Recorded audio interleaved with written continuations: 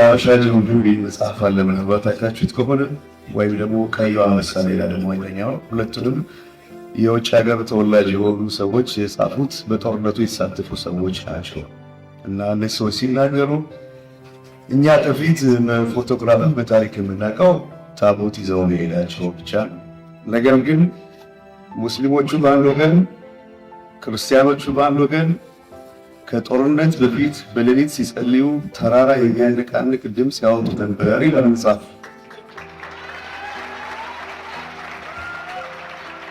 እና በዚህ መሃል ዛሬ እነዚህ ታዳጊ ልጆች ነገ ኢትዮጵያን የሚመሩ መሆናቸውን ለማወቅ እግዚአብሔርን አመስግነው ሲጀምሩ ያስታውቃል።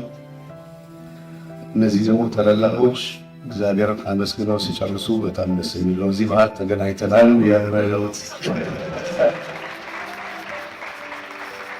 አንድ የአበሻ ጅምብሪ መጽሐፍ አለ